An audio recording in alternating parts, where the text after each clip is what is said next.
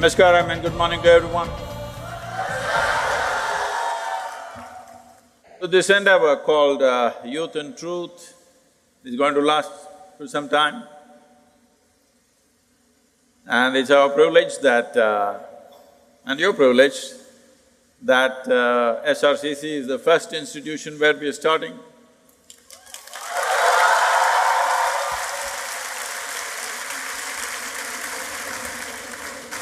How this came about is, in these many years I've been with people, one constant question that keeps… or regret that keeps coming to me is, Sadhguru, where were you all these days? Why didn't we meet you when we were young? Where were you 20 years ago? Why they're saying this is, the nature of life is such, when we are youthful, there's a lot of energy, but no clarity and balance.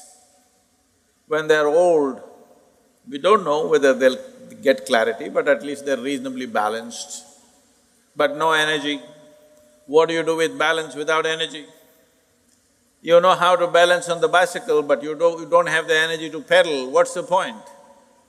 Or you know how to pedal, but you don't have the balance to stay on the seat, what is the point? So, here I am, so that you don't ask me after 25 years, where were you, Sadhguru? Just to fix that one question. Namaskaram, Sadhguru.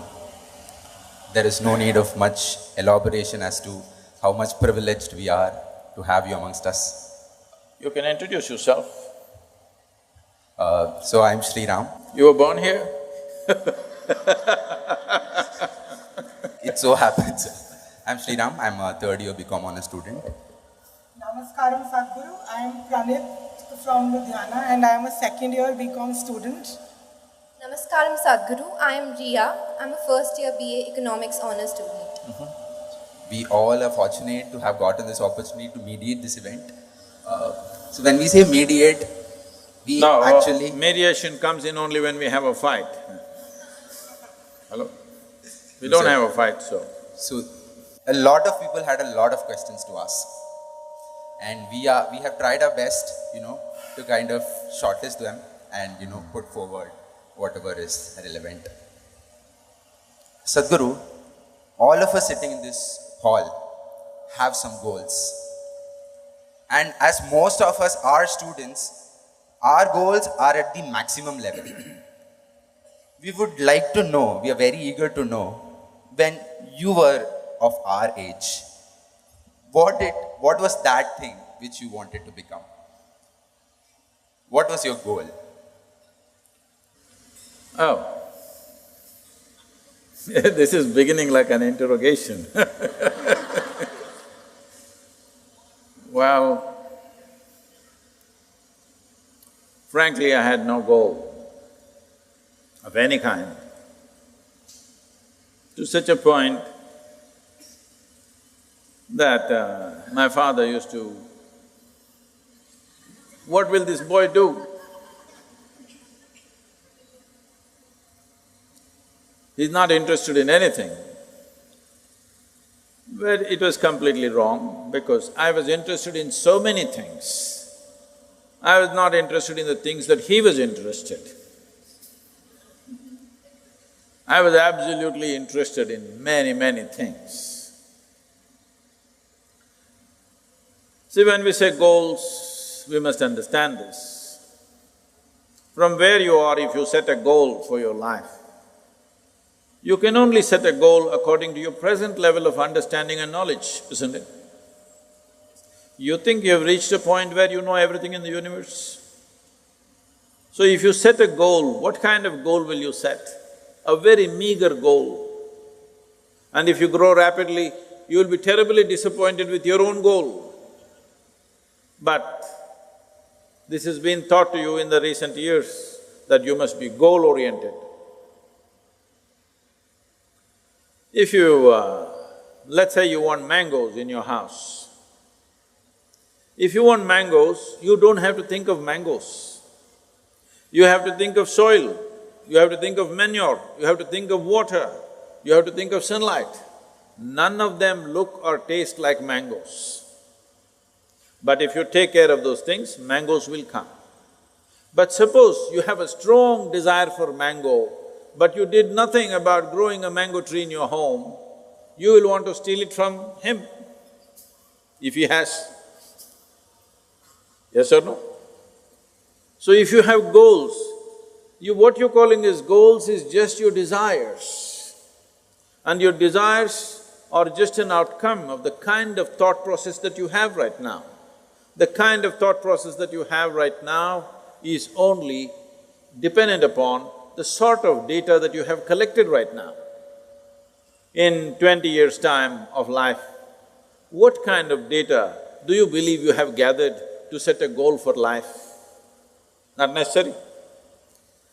So, this is something that I'm bringing about. Recently, every year we have this business, we have a business event in the month of November.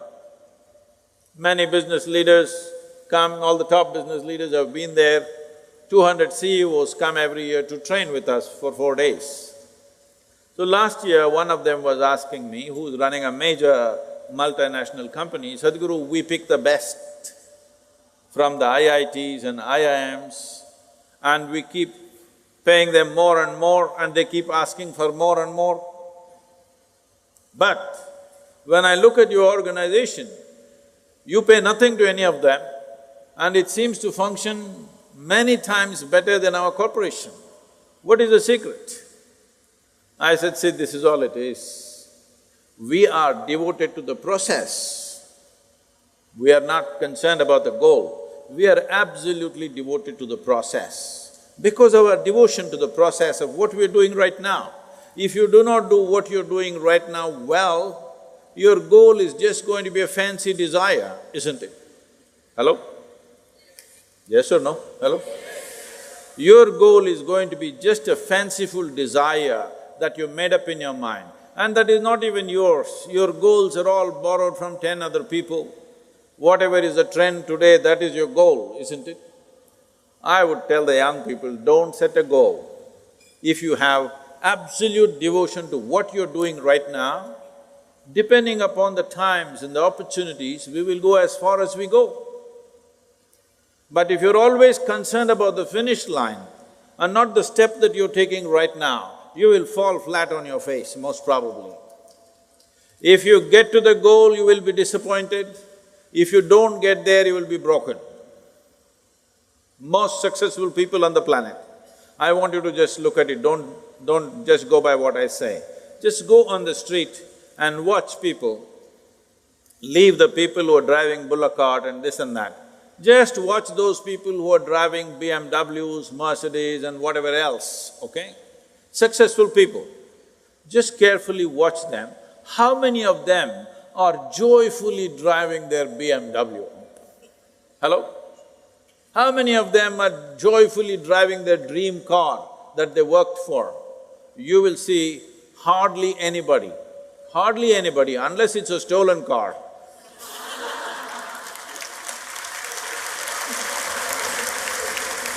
So, those who have gotten to their goals are disappointed. Those who could not get there are broken and frustrated. What's the point of a life like this? Your ability to do things is enhanced only when you're absolutely devoted to the process in which you're involved. I'm using the word devotion intentionally because people think devotion means going to the temple. You tell me, in any field, any arena of life, sport, art, music, politics, spirituality, name it whatever you want, academics, has anybody reached any significant levels of achievement without being devoted to what they are doing? Hello? Has anybody reached mediocre things they have done? Only those who are absolutely devoted to what they are doing, they have done significant things on this planet, and that's what you must do.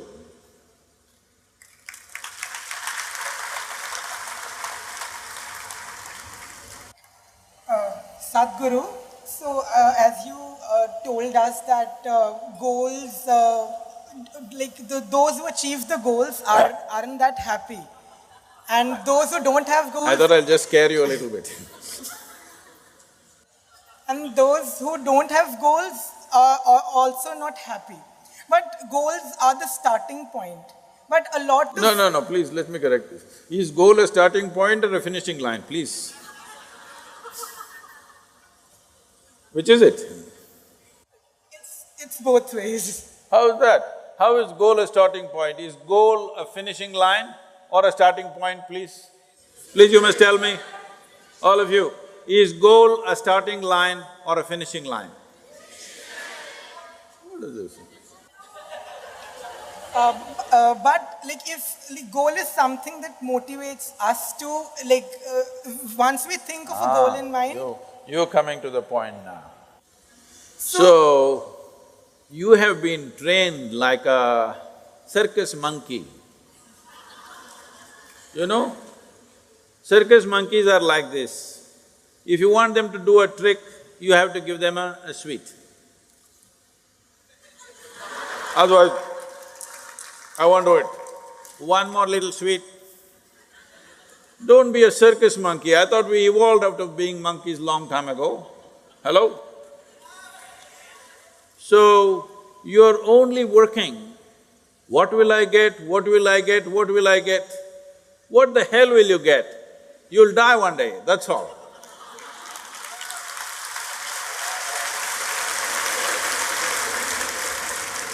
You think you're going to get something in the end? No, you're just going to die one day.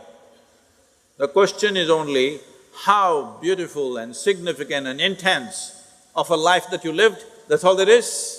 What will you get in the end? Goal is the end point, isn't it? What do you think you'll get at the end of your life?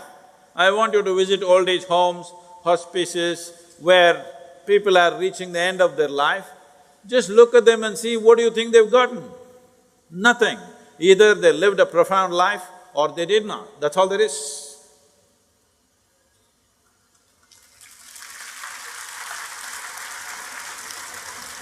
Sadhguru, as humans and as especially youngsters have a lot of desires in their lives. But many a times we all are told that be content with what you have. But it comes to my mind that if we are satisfied, won't that lead to an end to progress? Whoever told you about be content, I don't know. I don't know what kind of teachers you have met who told you be content. Well, the word contentment comes from the word containment. If you think containing your life is an answer, this is simply because you're just shit scared of life. That's all it is. See, if you step out into the world, something may happen to you. Possible? Possible? Hey, are we on talking terms or no? What's the problem here? If you step out of the house, something may happen.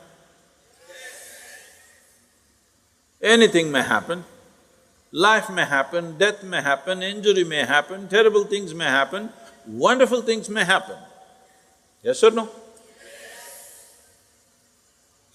So, one day something little terrible happened to you.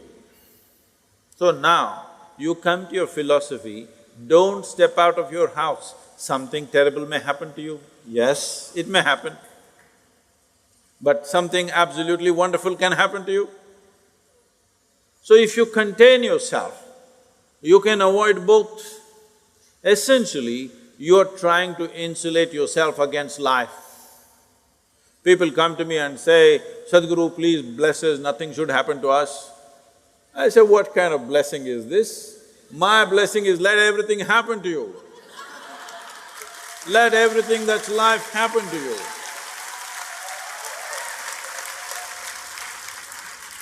Everything that's life must happen to you. First thing you must decide is, have you come here to avoid life or have you come here to experience life? This is something you must decide. Make up your mind, eh? Please make up your mind right now. Have you come here to avoid life or have you come here to experience life? Well, if you want to experience your life, this doesn't mean you must get intoxicated. If you want to experience your life, that doesn't mean every evening you have to party. If you want to experience your life, you must bring this one instrument that you have to experience life to its highest possible sensitivity. If this becomes super sensitive, this will experience everything in the universe. If you keep it dull and lethargic, you will be right here, you won't know what the hell is happening around you. Yes?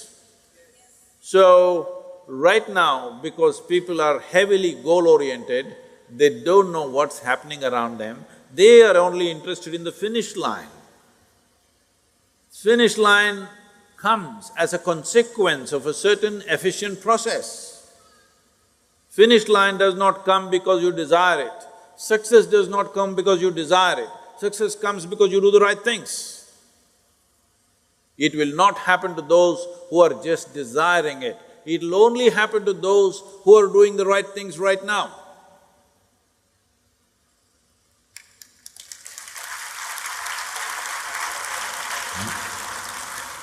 So, Sadhguru, you have always emphasized on how important clarity is in comparison to confidence or courage. But for people our generation, confidence is something that's at a different level. Even when my nerves were racking to be here on the stage Really? with you… Yes. Do I look so dangerous? No. No, you're safe, don't worry. I was only trying to scare him, not you. So each of my friends emphasized on how confident I should be. So do you think that overration of confidence has led to undermining the importance of clarity? Very much. See, confidence means this. Tell me, now the hall is reasonably well lit, if I ask you to walk from there to there, do you need confidence? No. Clarity. No. Do you need confidence? No. No. Why? Because you can see things clearly. If you turn off all the lights, make it pitch dark, if I ask you to walk from there to there, do you need confidence? No. You do. If I ask you to walk in total darkness on the street, don't you need confidence? Yeah. You do. Why? No clarity. So, somebody thought confidence is a substitute for clarity. You do one thing, let's say you can't see clearly, one of the main streets in Delhi you want to cross, how to build confidence? Well, you can say, Jai Shri Ram and run across the street. Or you can say, Allahu Akbar, or you can say, Hail Mary and run across the street. You may make it. You may make it just by sheer chance or because of the compassion of some driver. But if you try every day, we know where to pick you up. Hello? So I'm asking, is confidence really a substitute for clarity? The problem is like this, confidence means like this, you take a coin, flip it, heads I will do it, tails I'll not do it. There are a whole lot of people in the world who are doing this. The problem with the coin is, it has only two faces. The problem with life is, it has a million faces. So heads means I do it, tails means I don't do it. It looks like it solves your problem. But those who are right only 50% of the time in their life, there are only two professions left for them. They can either become a weather person, predicts weather, or you can become an astrologer. In any other profession, you're fired. In any other profession, if you're right only 50% of the time, you are fired, isn't it so? Hello? So, unfortunately, we think, see, it happens many times. If you just run across the street, you make it, that's the whole problem. There is an element of chance in life through which you can make it. But this is something young people must decide. Do you want to build your life on chance or on your competence? This is something you must decide. Very important.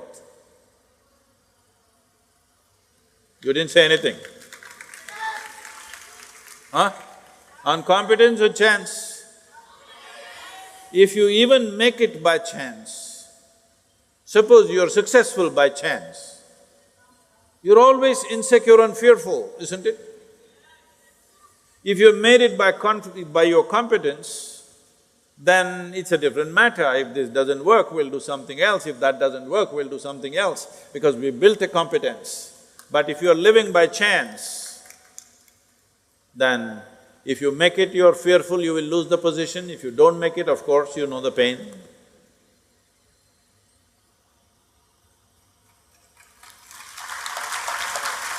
Sadhguru, nowadays we see a lot of young people are in relationships. So a public display of affection, PDA, is quite common and popular among the young generation. And it's very normal for all of us to, hug our friends or kiss our partners openly in front of others. But if we say a previous generation, they consider PDA as something vulgar. So it's very strange that how love offends someone. So my question is that whose outlook do you support? Is it the young generation or your own generation?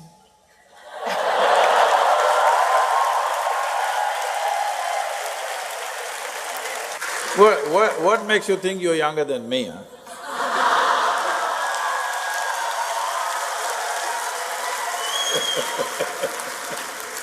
No, I don't agree that you're younger than me. So, there are many aspects to this question. You said today young people have relationships.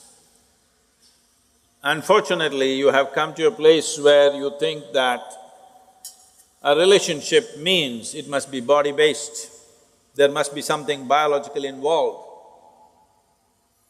Biology is a part of our life, but the significance of becoming human compared to other creatures is, they are complete biology, we are only part biology. We have other dimensions to us. We have an intelligence, we have an emotion, we have a consciousness which is of another dimension. Biology is only one part of us. If an earthworm says, I have a relationship and both of them tangle each other, I understand. If when a human being says, I have a relationship, it could be a friend, it could be a brother, it could be a sister, it could be a variety of relationships and also body-based relationships. So this thing about using the word relationship only with biological stuff is essentially because somewhere unknowingly, maybe because of internet, you gotten enslaved to America. It all started in United States. Relationship means it has to be opposite sex or something sexual. Why can't you hold relationships of other kind? Hello? Are we not capable, I'm asking? Can't we have very intimate, profound relationships with people without fondling their bodies, I'm asking? Possible or no? Biology is not the most prominent aspect of being human. It is there.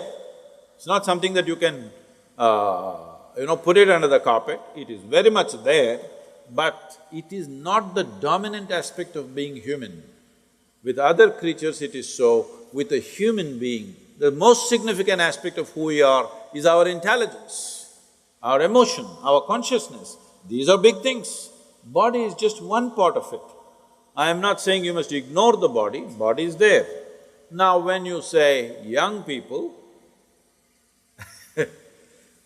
you're talking about those people whose intelligence has been hijacked by hormones.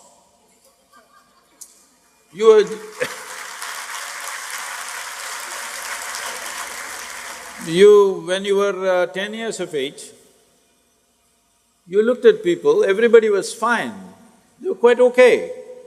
You became 14, 15, you looked at them, every little bump on their body suddenly became a world by itself.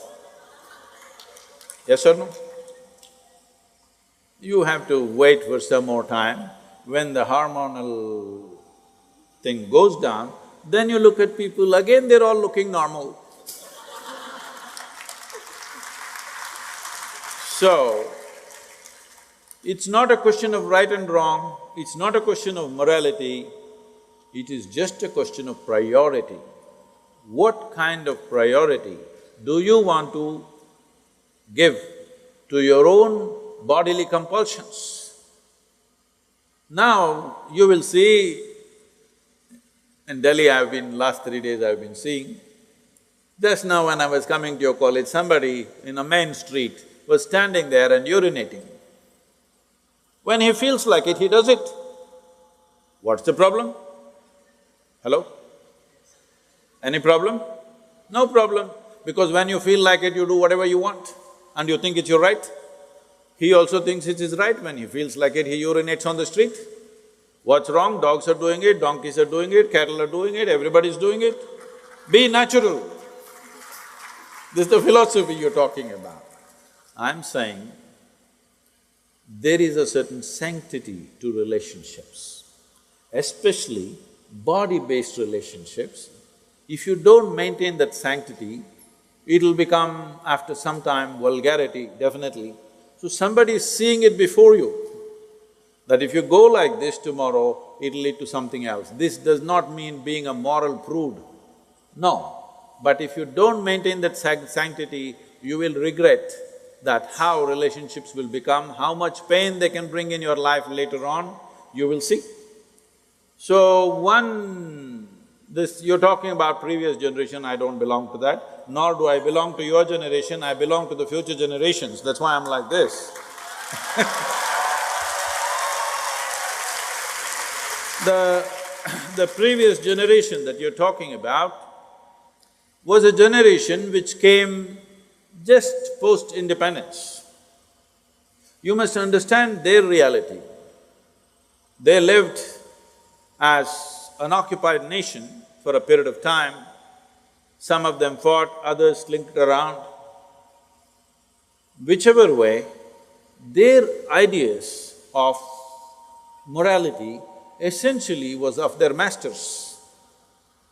It is British prudery that they carried within themselves. Their idea of being right is that they must be in a straitjacket all the time. You don't have to go by that, nor do you have to do something stupid in reaction to that. You must conduct your life sensibly. You must conduct your life in such a way that this will work for you for your entire life in some sense. You do something wacky today and there may be a payment tomorrow. So, why don't you think it through? What is the best thing to do? How much of what to do? Isn't it? How much of what should I do? How much of body? How much of intelligence? How much of emotion? How much of consciousness? In your life you must decide which should dominate your life. Accordingly you conduct it, it's fine. Somebody doesn't like it, they need not see it.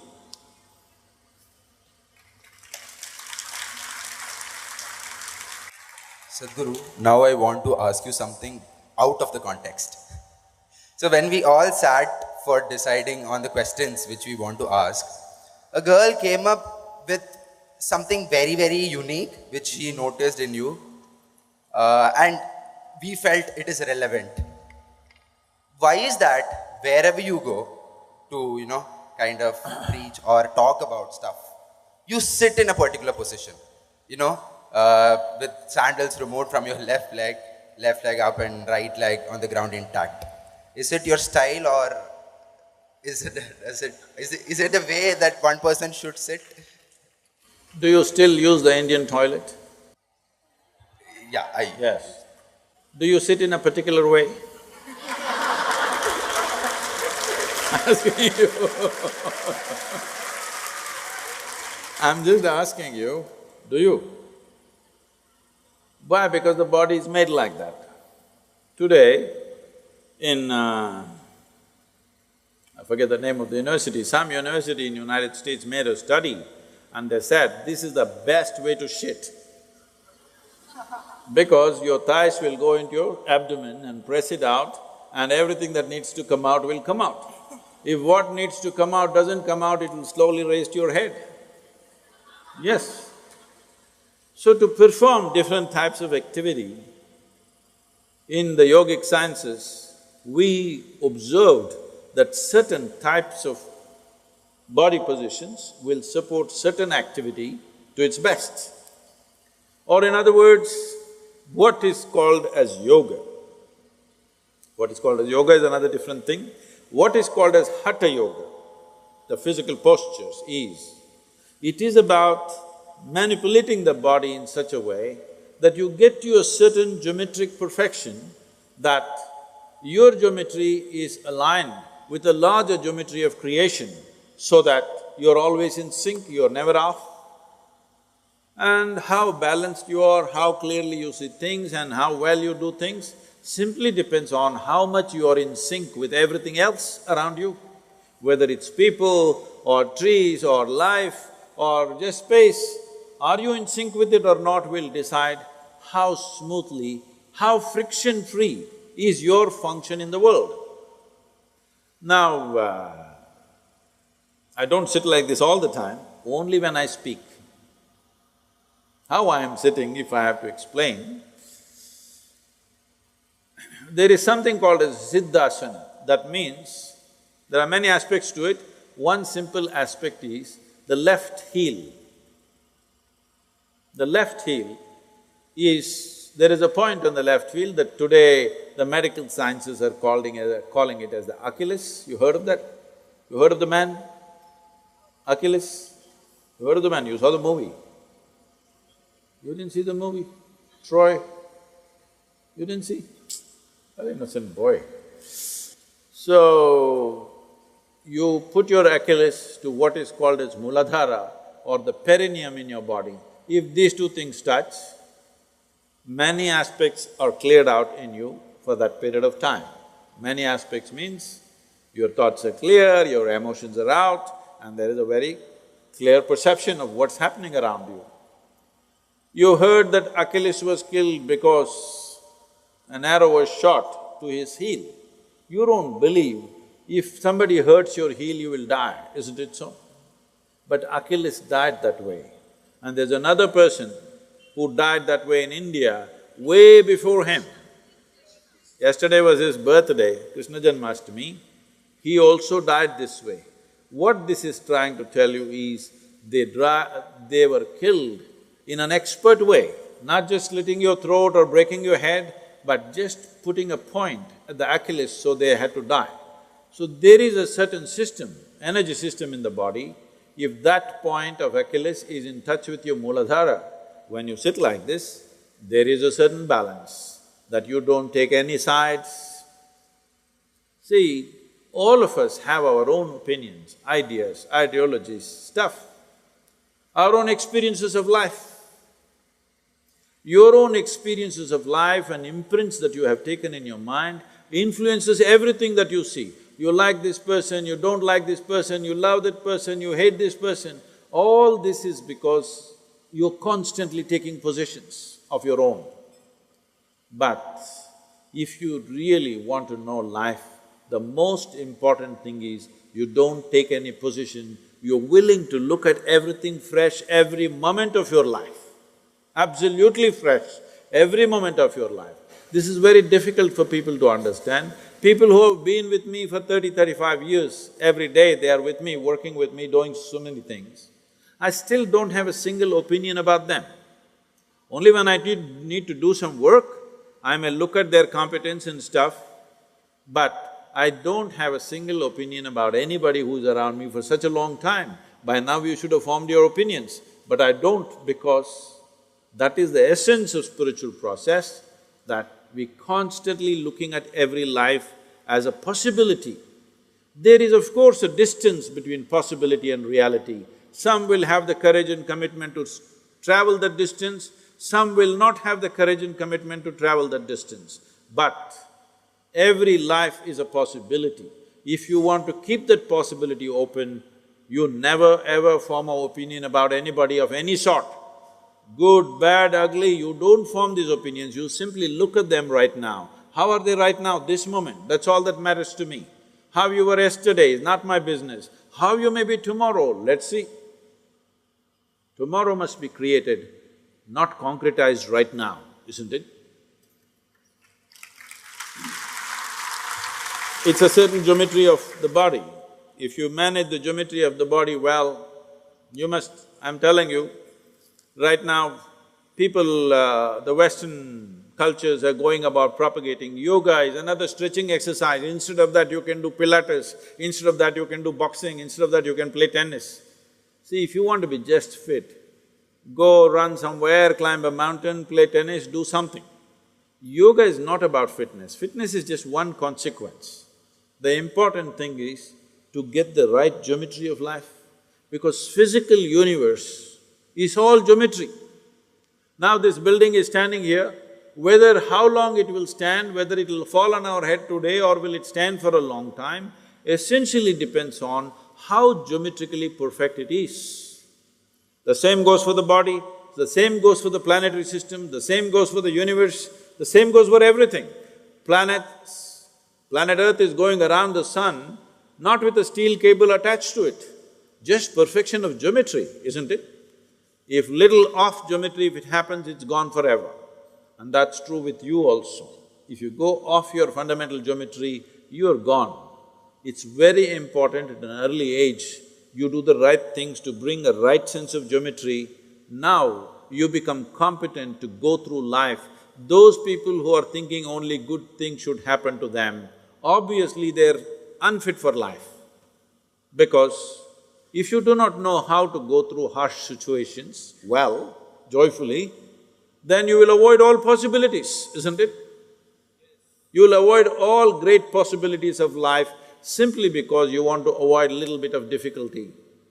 Only when you're geometrically in a certain state of congruence, then you're willing to go through any situation, no matter what it is. Sadhguru, jealousy is always considered as a really cynical emotion. But to be honest, for me, it has worked so well. What did you get to do? It motivates me. So every time my friend learns something new, I just get this innate urge to perform better. And it's probably why I've landed up in my dream college. So, do you think that jealousy is actually a negative emotion, or does it motivate you to do better? See, these days, fortunately it's gone. When we were growing up, especially Diwali is coming, when Diwali comes, in small towns, one of the fun that people have is, they will make a can full of, the firecrackers and tie it to a donkey's tail. When it goes dum-dum-dum, poor donkey runs all over the place faster than a horse. You think that's the way to motivate life?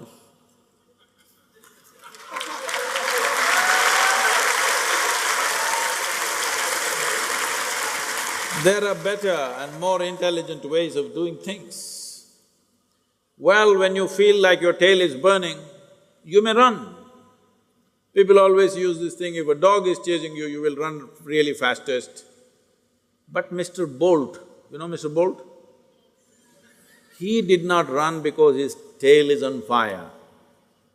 He runs because he prepared his legs and lungs in such a way, whichever way he runs, he is faster than everybody. Hello? Isn't that the way to run?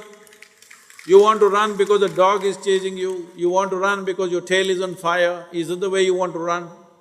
No, that's not a pleasant way to run. See, one thing is important that you run fast. Another thing is that your experience of running is fantastic. Isn't that important? Hello? Well, you got into your dream college, but it could be hell, 3 years of hell, who knows? Is it not important that these 3 years are a fantastic experience for you? Huh? Not important? Running is not the only important thing, how you experience it, what comes out of it tomorrow. Suppose we ran because our tail is on fire, now we understand the only way to make people run is to set their tails on fire. How much damage we will cause to everybody?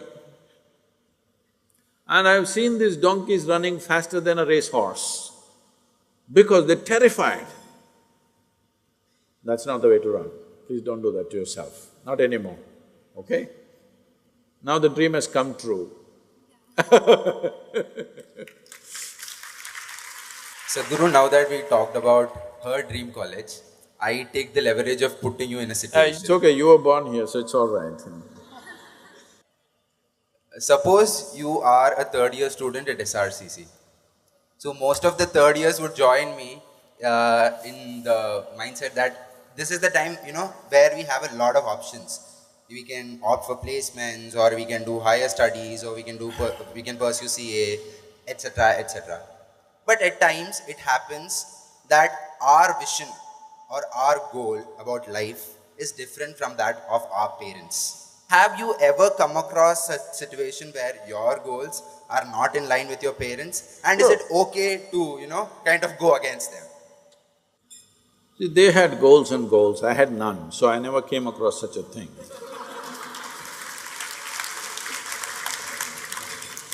They had many goals. So, my father, being a physician, is a very good man, and academically, all his life he's been at the top. And he's a physician. In India, we have a malice that first thing is you become a doctor. If you cannot, you become an engineer. If you cannot, then only you end up in commerce. At least in the previous generation. When we are growing up, that is the thing. So, obviously his dream is, I should become a doctor. I hope he's not on the web listening to me. Because he studied in such a way that he didn't study because for him it was a passion. He lost his mother when he was 4 years of age and she died of tuberculosis. So though he's from a very large business family, he committed that he will become a doctor because somewhere a 4-year-old boy felt that if there was a good doctor, the mother would have lived. So he committed that he wants to become a doctor. For him, being a doctor was not a profession, it was like his religion. He lived like that. So naturally, he wanted all the 4 siblings, all his 4 children rather, to become doctors. First one didn't become, second one didn't become, third one didn't become, I got caught. At the age of 10 or 11, I clearly told him, see, one thing is I'm never going to be a doctor.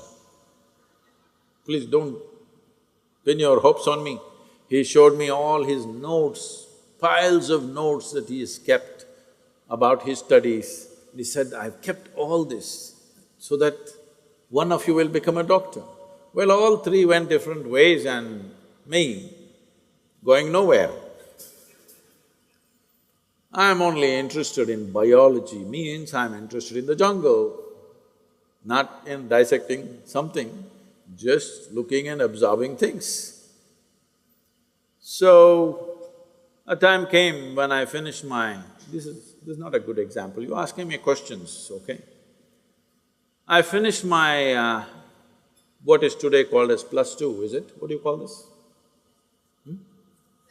12th. At that time it was called as pre-university course. I finished my 12th standard and I decided I will not go to the university. By then I had cycled across southern India. I had seen more life than most people would have seen. I had done some small tradings of this and that and earned a lot of money. Lot means in those days, a few thousand rupees. Maybe I had 50,000–60,000 rupees when I was 17 years of age. All rolled up, I didn't know what's banking, so rolled it up and put rubber bands and hid it all over so that my brother doesn't steal. So, I have a lot of money and I have a bicycle and I want to go to Moscow on my bicycle, I'm preparing for that. So I'm not going to the university for sure.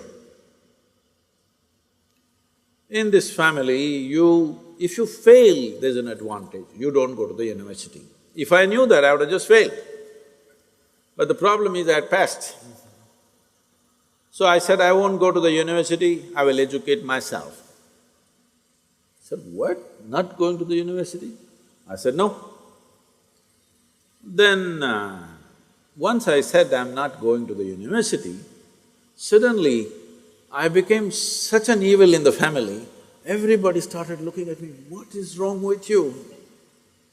I said, well, I want to educate myself. How are you going to do it?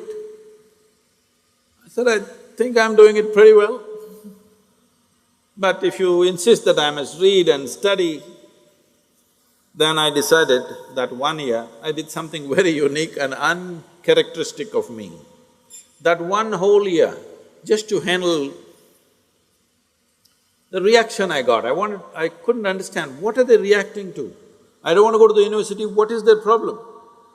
First of all, I never understood why I should go to the university. Nobody ever told me why I should go to the school. So I went to the Mysore University library every day. When the library opens at 9 o'clock, I was there, I was the first customer. When it closed at 8 o'clock, I was the last one to get out. These days, many of you are well-fed and like that. We were also well-fed, but our activity was such, the level of activity was such, I'm always hungry. I would actually eat at that time at least 10 times more than what I'm eating today, at least, or much more. So I'm always hungry, doesn't matter how much I eat, I'm always hungry because my activity levels are such. This 1 year, I went without a lunch. It's not a small thing for you, you can easily go without a lunch. But for me, who was scrawny and a concave stomach all the time, going without lunch for 1 year was like a big feat. I just read anything to anything. You know, from Kalidasa to Homer, to popular mechanics, to a whole many years of National Geographic and all kinds of books of physics, mathematics and astronomy, and you take whatever. 1 whole year, every day, 11 hours a day, I read and read and read. That's the only reading I did. After that, me and books don't go. Then after 1 year, I realized that just gathering all this information is just waste of time for me. And when the next academic year came, there was drama at home. My mother was crying and said, what are you wasting your life for? We thought you will become this, you will become that. I said, I don't know what I'll become, but she put so much pressure, just get into some college. Whether you go there or not, I will not ask, just get into some college. Then I thought through this and I said, okay, I'll do literature, English literature, because in this 1 year I had developed some appetite for reading literature and poetry. And I myself was writing many poems about just about anything. So I joined literature. I went to college. On first day, a teacher comes and reads a book. Everybody is writing down, karra karra, these days it doesn't make noise, those days fountain pens, karra karra karra karra, 50 people are writing karra karra.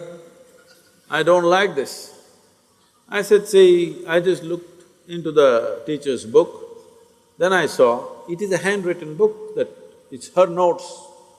I said, ma'am, if you give that book to me, I'll make photocopies of this and give it to everybody. You don't have to come, we don't have to come.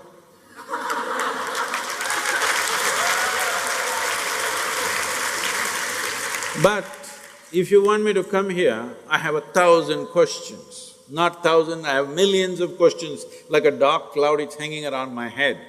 I'm going to ask these questions. If you cannot answer these questions, I cannot sit here. Then I made a deal with all the teachers that they give me attendance and I won't bother them with their questions. This deal worked pretty well for 3 years and I got out. Is this what my father wanted? Definitely not. Why I'm saying this to you is not to simply go against your parents, that's not the point. The point is, This life is precious. Now when you're talking about, what shall I do this, shall I do that, is it only about how to earn a living? You must get off that. This is not about… education is not about earning a living. When an earthworm can earn a living, a grasshopper can earn a living, every damn insect, bird and animal can earn a living, a street dog can earn a living, what is the big deal about survival with such a big brain? Survival is not the big thing about the human being. Survival has become a problem because you want to survive like somebody else, that's the whole problem. If you want to survive, there's not a problem. My father would ask, how will you make a living? How will you live? What will you earn? I said, if nobody wants to feed me, I'll go into the jungle. And I went into the jungle for weeks and survived very well by myself. Many times I went off into the forest and I just survived off the forest without any food support from anywhere else. So survival is not the issue. What are we going to do with this life? Are we going to take this life to full potential, or are we going to be those people who are just shit scared of life itself and what will happen to my food, what will happen to my food, what is this? When a street dog is not bothered, happily is wagging his tail and going tuk tuk tuk, what is your problem with such a big brain, I'm asking? You don't educate for survival, you educate because you want to expand your horizons. You want to make this life into a worthwhile life, that's what that matters.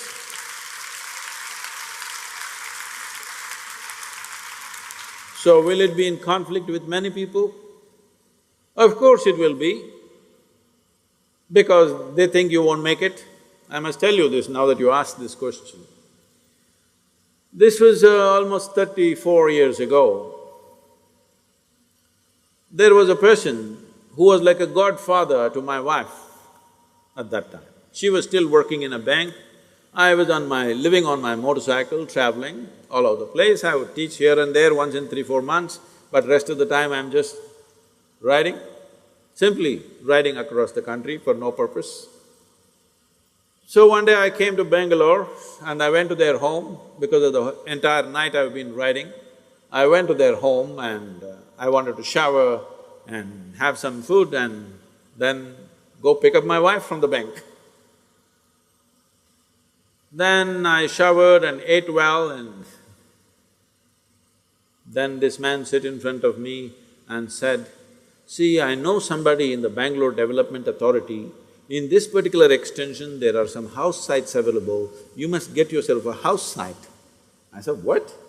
Me buy a house site for what? I live on the motorcycle. Why will I buy a house site?" He said, "No, you're married, you can't be like this, you need to have a house someday. You must buy a house site." I said, "Don't you tell me this, that if I wanted to buy real estate, I wouldn't buy a house site, I will buy a town, okay? So that's not my interest at all. I'm not going to buy a house site, please don't try to push me. Thank you for the meal and the shower, but…" Then he looked at me hopelessly and asked, "How long will you go on like this?" I said, as long as my marbles roll, that's about it. That's how long everybody goes about in their life. Then I went out and I didn't see… and I met him here and there. For about 18 years I had not met. In 2017 see, the problem is just this, people value something only because it's recognized by somebody, that means they're blind, isn't it? If you look at this, you must know this is light. You look at this and you don't know what it is. And I said, see, that is light. That means what? You're blind, isn't it? Yes or no?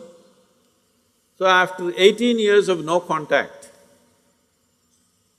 he called me in 2017 because the government gave me this Padma Vibhushan. He called me and he said, "I never thought your marbles will roll this far." Okay. So unfortunately, a whole lot of people can see light only when you say it is light, otherwise they can't see it. Don't go by such people, whoever they may be, doesn't matter who they are.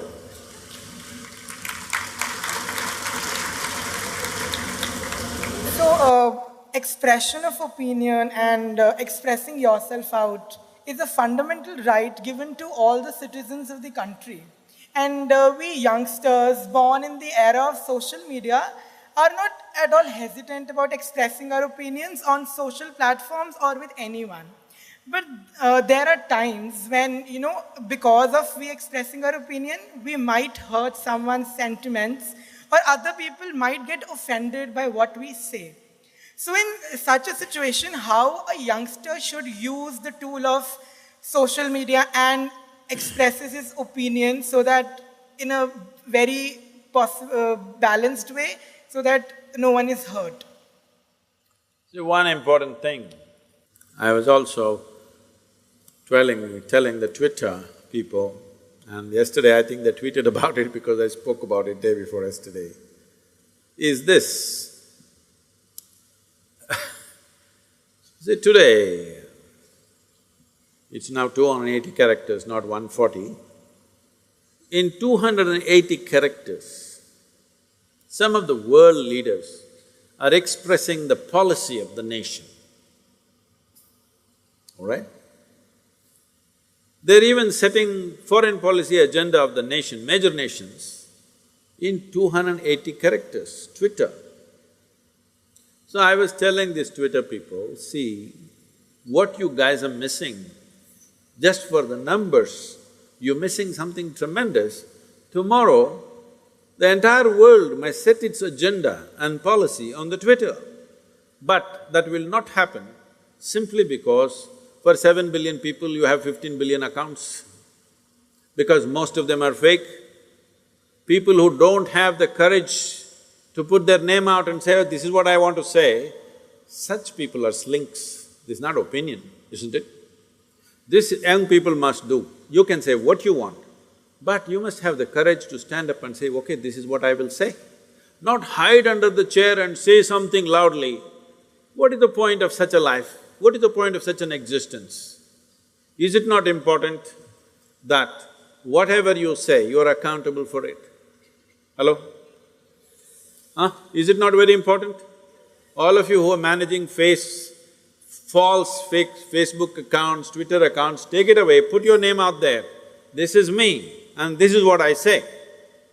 You like it, you don't like it. If you don't like it, please tell me, I will look at it.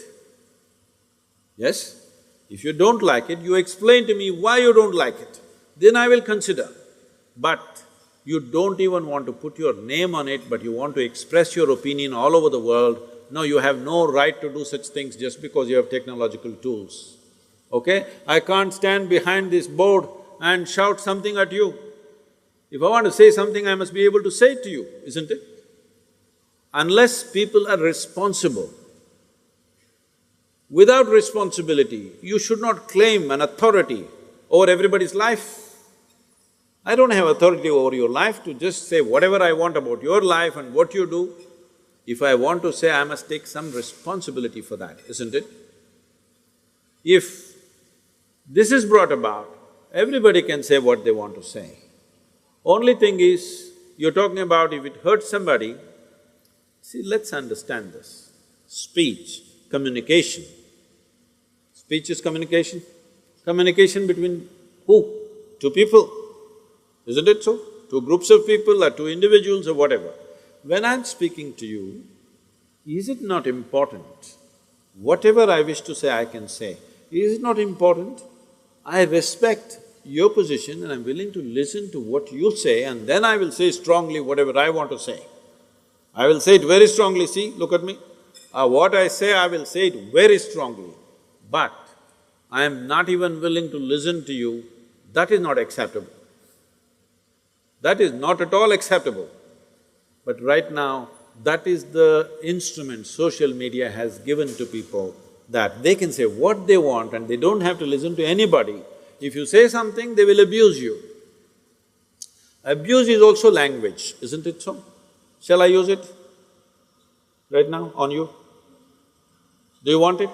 Do you want to be abused by anybody?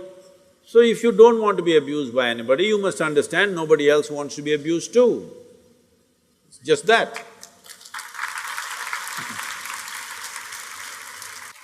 Sadhguru, so you have built such a huge Adiyogi statue at your ashram, and whoever visits that place are in awe of that particular statue. So do you think nowadays, in the current scenario, things has to be done in a mass scale to get noticed? There's only one, how is it mass? There's only one statue, how is it a mass? So it is built in such huge form. The size. Yeah.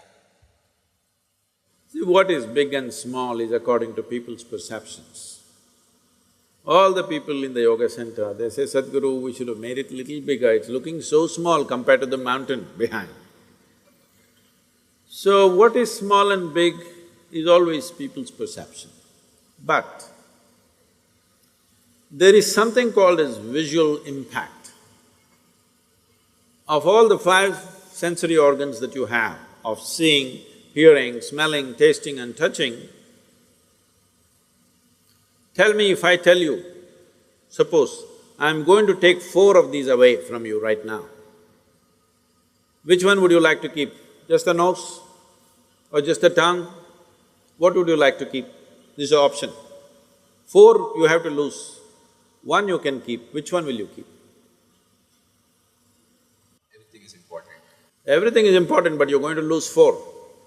You must learn to exercise those options because life is like that, it won't let you keep everything, some things you have to lose. So 4 you have to lose, which 4 will you want to lose and which one thing you want to keep? Can you just tell the 5?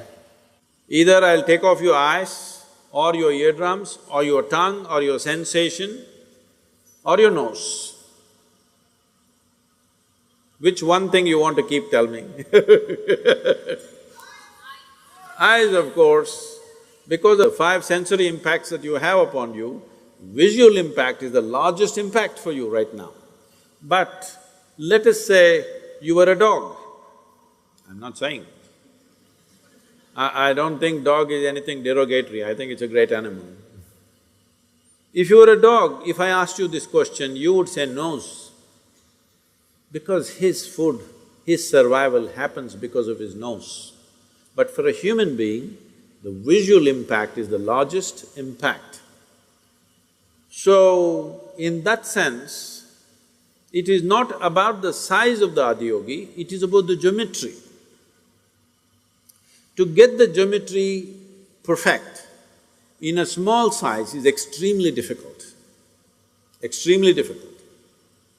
So we needed a certain amount of size to get the geometry easily in place. The geometry of Adiyogi, now that you ask this question, is to exude. See, when I say geometry of Adiyogi will exude something, is it true you went home today and your father was sitting in a certain way? Just by looking at his posture, you know whether he is angry or happy, unhappy, disturbed. Do you know or no? Yes. So, the geometry of Adiyogis, we wanted this to exude 3 aspects. One is exuberance of life, another is stillness of life, another is intoxication. I worked for 2.5 years to get this face right, many faces were made. Then we decided we need a certain size, and that size became over 80 feet. When it became over 80 feet, then we thought the number also has to have some significance. So we went for 112 feet because Adiyogi, when he propounded the ways, the different ways in which a human being can attain to their highest possibility, he gave 112 ways. So we made it 112 feet. It could have been 87 feet. But I thought if you're going 87, what is the problem? We'll get it to a place, a number that he likes. So it became 112 feet, but we wouldn't have been able to achieve the geometry of what we wanted in less than 80 to 90 feet, it wouldn't be possible. That's why it's 112 feet. So, Sadhguru, you are so reverend and you are so cherished. Do you ever get a superiority complex? Right now, yes.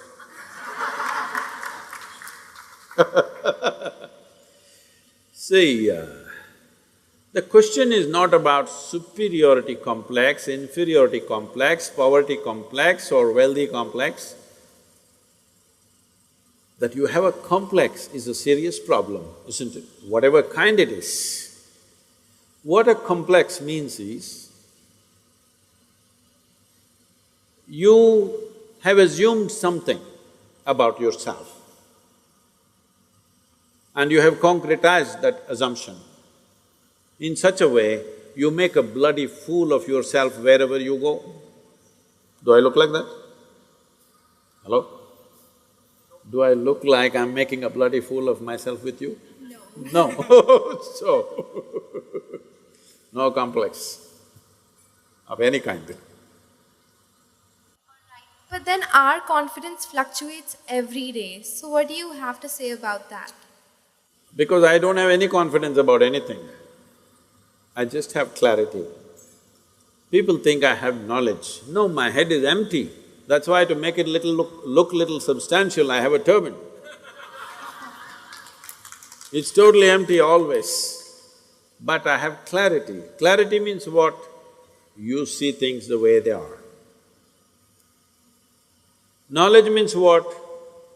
You have fixed information about everything. If things have changed, you will not see it the way it is.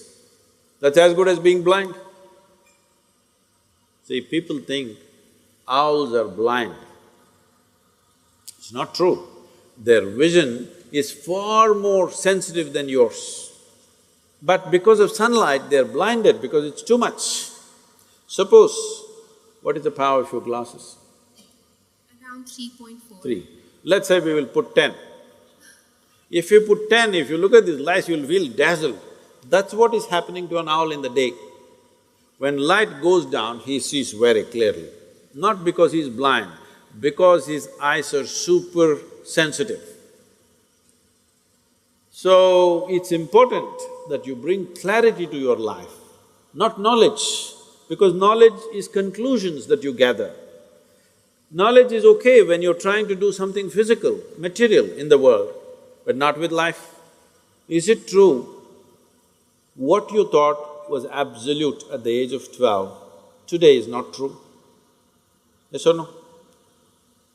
Are you sure that whatever you think is this is it right now, will be this is it in another 3 years' time? Of course not. You know that, so you know you're wrong.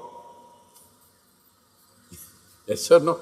Yes. So you know anyway you're wrong, so why assert the wrong things? Well, right now we are wrong, at least let's manage with little more conscious. If you know you're wrong, you will walk carefully, isn't it? Hello? But you think you're absolutely correct, then you will do stupid things and you blunder around the world. If you know you're not seeing properly, will you walk carefully or no? If I ask you to walk through a dark room, suppose we turn off all the lights and close it down, everything, pitch dark, if I ask you to walk, suddenly will you become super alert and conscious as to how you walk? But when the lights are on, you're just going unconsciously, bumping into everybody. So if you learn to walk every moment, like there are no lights and you're looking at everything absolutely carefully, then what you see clearly, you go through it, what you don't see clearly, you hesitate, some places you take a little bit of chance. But if you are just confident, you will blunder through life, we don't know where you will get in and what you will get trapped into.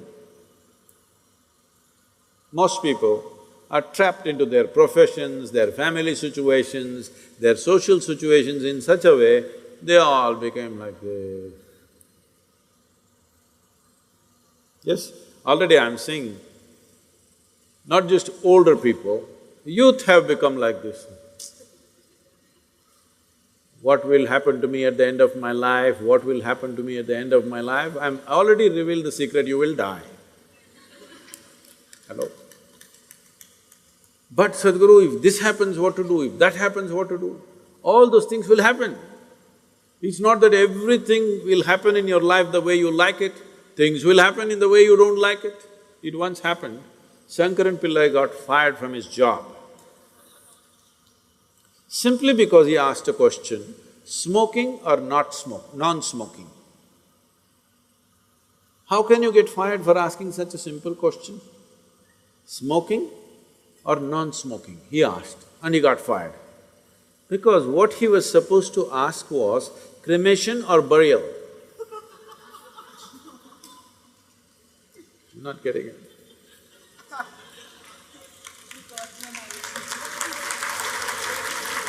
So, many times what you do, thinking I'm right, may be irrelevant to the situation in which you exist. So the most important aspect of your life is you're relevant, not right. You're just relevant. To the existing situation, you're relevant. I am right, I am right, I am right. This is confidence. You being right, nobody cares. All the idiots who think they're right, nobody wants to listen to them, nobody wants to be around them, isn't it? People who always think, I'm right, you want to be around them? No, the important thing is you're relevant to the situation in which you exist. If you have to bring relevance into your life, you must extinguish your confidence and bring clarity. To develop clarity, there are many systems. See, to develop your muscle, there are systems, isn't it? Similarly, to develop clarity, there are many systems. Unfortunately, our education system is dulling clarity in so many ways. Some of the research studies in the university shows that if a child goes to kindergarten and goes through 20 years of education, I'm sorry, I'm saying this is an educational institution, 20 years of education and comes out, let's say, with a PhD, they are saying 70% of their intelligence is irrevocably destroyed. So you have a knowledgeable idiot. What do you do with this? Well, you can impress people by throwing information, but this whole game of impressing people, throwing this information and that information around is all going to go because that Google lady is better than any of these idiots. Hello? It's really amazing. I am just traveling to wherever, let's say I'm flying to United States or Africa or somewhere, I just ask, what is the morning temperature in Entebbe? I'm landing there. Without batting an eyelid, in 2 seconds, she tells me it's 14 degrees centigrade and by afternoon it's 18 degrees centigrade, by evening it's again 12 degrees centigrade. Who could ever say this? Hello? She may not be perfectly right, but she's almost there. So, people who are carrying a basket of information on their head and feeling superior, I want you to understand this in this country and everywhere else in the world.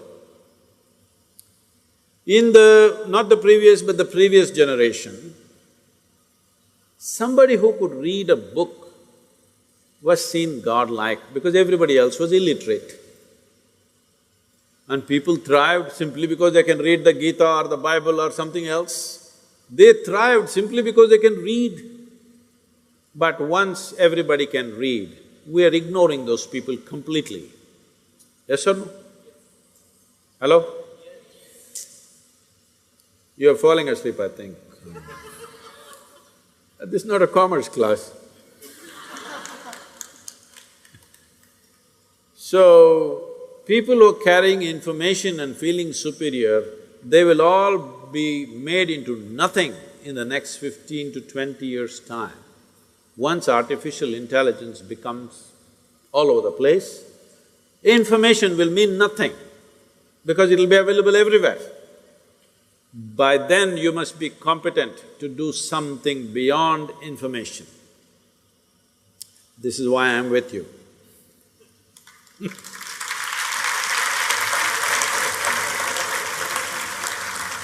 Alright, so now before we open the session for our audience to ask you questions, we have some really popular questions from various social media platforms. Wow. Now… So the people who could not join here, so they have sent us the questions through various social media platforms, and the first question, I'll read it out.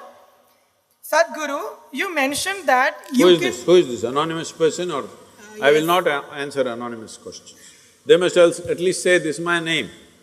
can have their names. Okay, okay. So, but we'll definitely get back to you. I believe you made up the question and it's okay.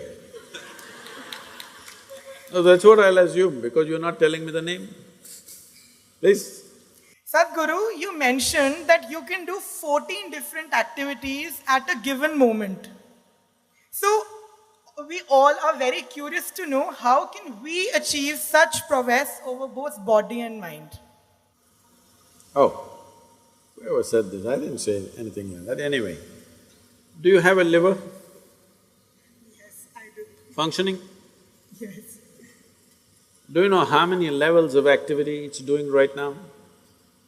What the liver is doing is far more complex than what your brains are doing right now. Do you know this? Yes or no?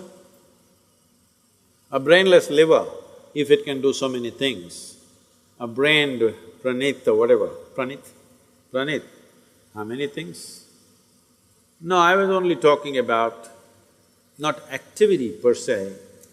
Yes, activity is also possible. So you must understand this. On a round planet which is spinning right now, hello? Is it?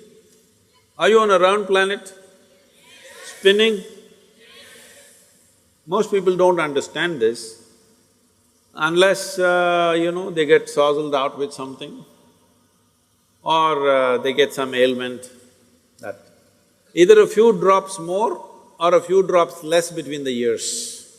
Suddenly you see, planet is round. Do you know how complex an activity it is for a human being to walk at a certain latitude on a round planet which is spinning and which has magnetic forces working upon you all the time? It's an extremely complex process. You ask a child who is, let's say, 1 year of age, he knows how complex it is. Have you seen? But the moment you learn to walk, you assume that it's nothing, walking is nothing and you're sick of walking, you want to drive a car, you want to ride a motorcycle. But walking is such a complex process, not 14. 1,000 different functions, your knees and your brains and the fluids in your body, all of them are doing all the time. If only you could conduct these things consciously, you would be doing 1,000 things. Anyway, you're doing it. But if you could conduct this consciously, you would do 1,000 things at a time, isn't it? So I was only talking about different channels of mind, which you don't have to actually conduct, you just have to initiate and leave. It will go on. For you to think about your neighborhood girl, do you have to initiate action every time? No. If she's pretty, I'm saying. Once you look at her, it just goes on by itself, isn't it? Why? Because you're drawn to it. If you're drawn to 10 different things at the same time, mind is capable of creating 10 different channels and keep it running. So, there is an entire process. Right now, I think one Jain monk, somebody, a 16, 17-year-old boy, you heard of him, he's in the newspapers? Yes, Sadhguru. How many things can he do? Anyway, there are people in small towns in Tamil Nadu who are called Shatavadanis. That means they can do 100 things at the same time. A complex mathematical problem, a sensation, a music, some raga, this, that, 100 things at the same time, because that is how complex human mind is. This complexity you can use either to drive yourself crazy with unbridled thought and emotion, or if you harness it, it can do things that nobody has imagined possible. It can do things in a miraculous way. You can manifest things in a phenomenal way if the necessary training goes. See, is it not very clear to you? If somebody is walking there, if you just look at them, how they're walking, you can make out whether they're physically fit or not. Yes or no? Body has been worked upon, you can see it or no, just by the walk. Similarly, whether the mind has been worked upon or not, whether your energies have been worked upon or not, is something that's visible. Most people may not see, but if you pay attention, you will see. Right now, most human beings, the problem is we gave you a super computer. The most sophisticated machine on this planet is this human mechanism, isn't it so? I am asking you, have you read the user's manual? Hello? No. When are you going to read it? On the last day? When I see this ridiculous stuff, people reading Gita when people are dying, I say, you're reading the user's manual on the last day, what's the point? If you buy a phone, should you read the user's manual in the first 3 days or after 3 years when you want to get rid of the phone? Huh? You must read it in the first 3 days. So I'm not asking you to read a scripture. Well, this is a living scripture. Should you not become competent to read the scripture, understand what is the nature of this, what is the full potential of it and explore this? Because this life is not about this or that. This life is about this. Yes or no?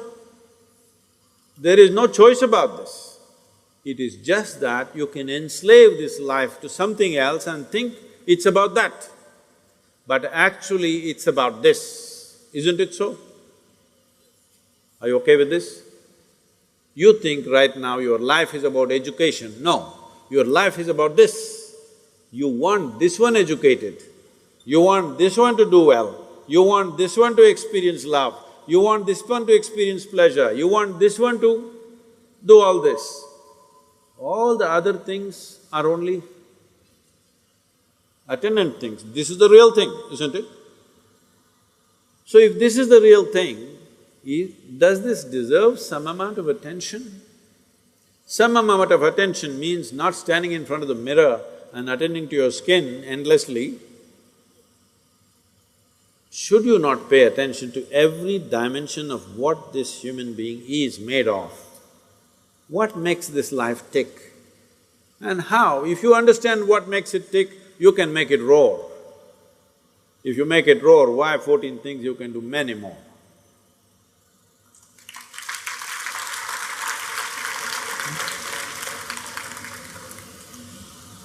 Guru, the next question which we have, I'll just read it out for you. It is believed that Srinivasa Ramanujan could write mathematical equation as is he had access to the whole universe. He also says that Goddess dictates him those mathematical ideas. How can I reach to that state? That is the question. First you must find a goddess, huh? You're interested in this question? Hello? I want to hear whatever I hear loudly, I'll go by that.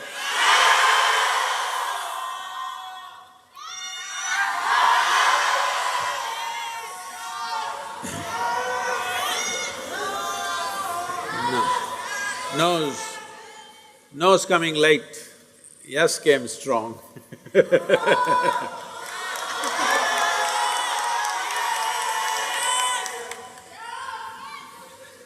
All of you, do you use a phone? Why? Why do you use a phone?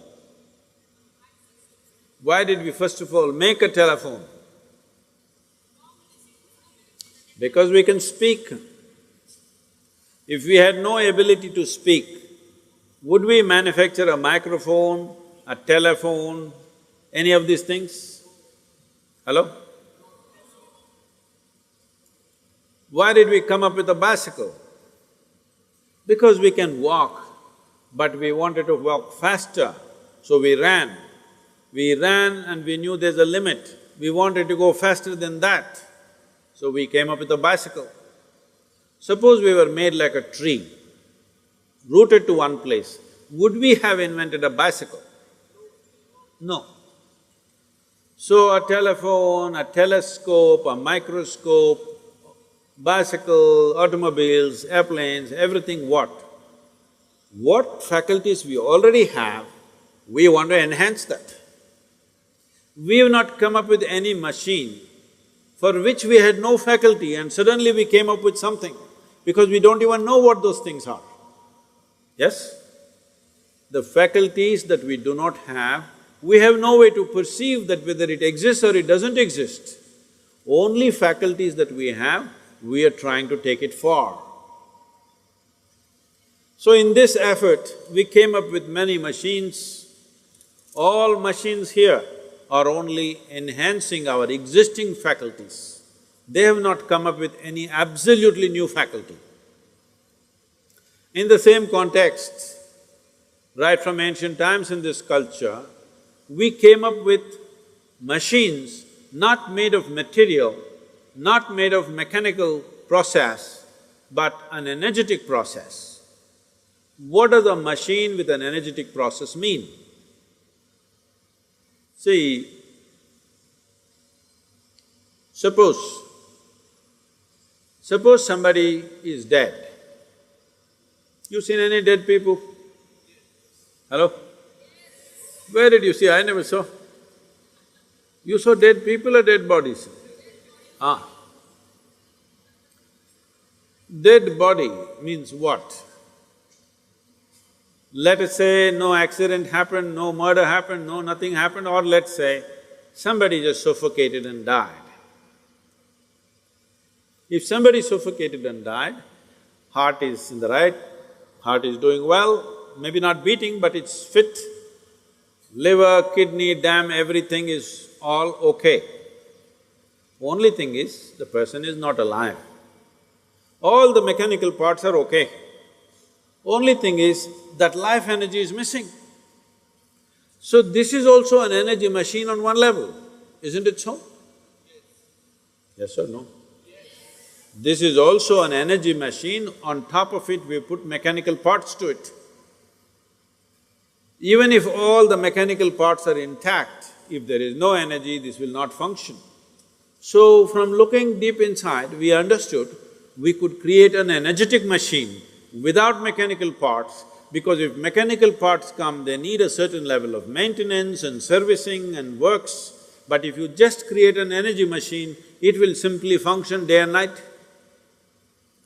Suppose your motorcycle or your car or whatever you use, let's say your phone was just an energy machine without mechanical parts. See, it's happening. From such a big phone, it's slowly becoming smaller, smaller.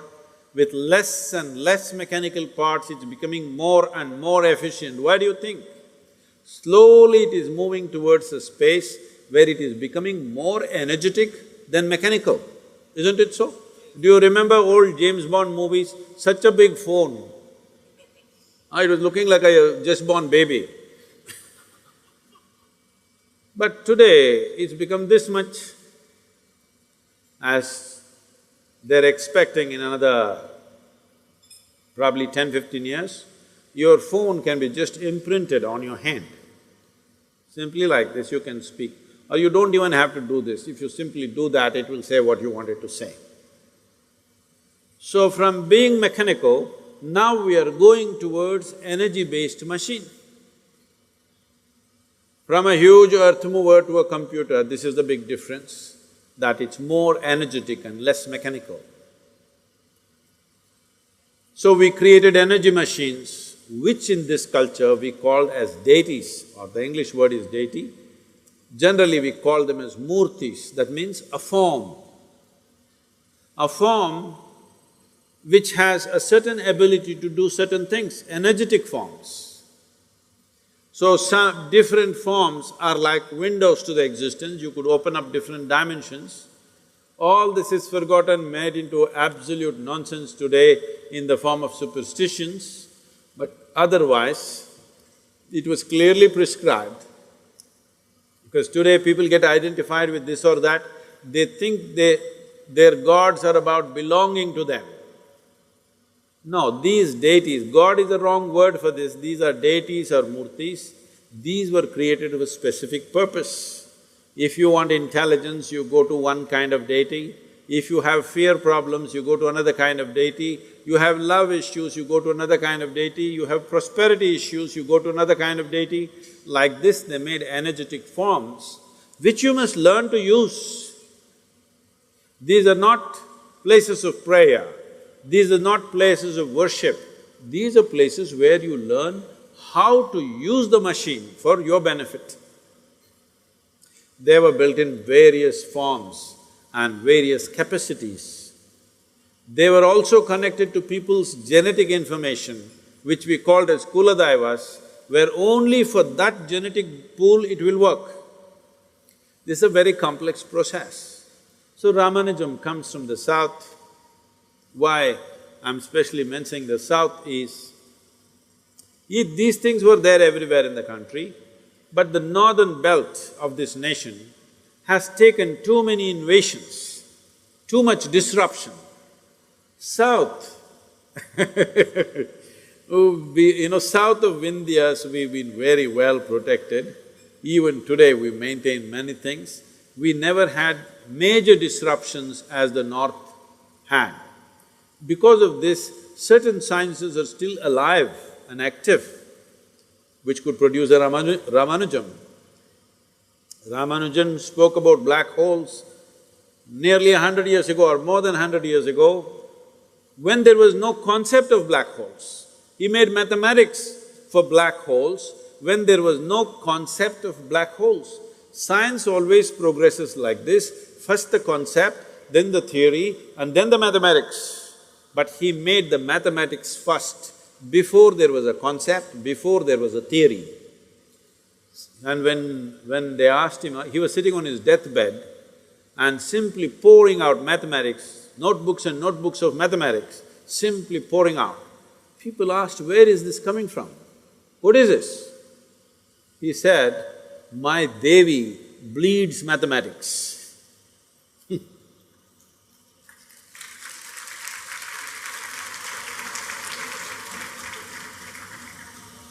So now we open the floor to the audience for asking the questions. And first we'll have questions from this side of the floor.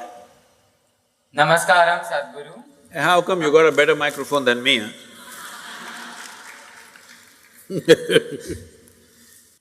My name is Azim. I am a first year student pursuing BCom honors. So basically we all know that at this age we get into a relationship, then we broke up. So there was one of my friend recently who broke up, and he was like, he asked me to give him some advice on how to move on and how to cope up with things.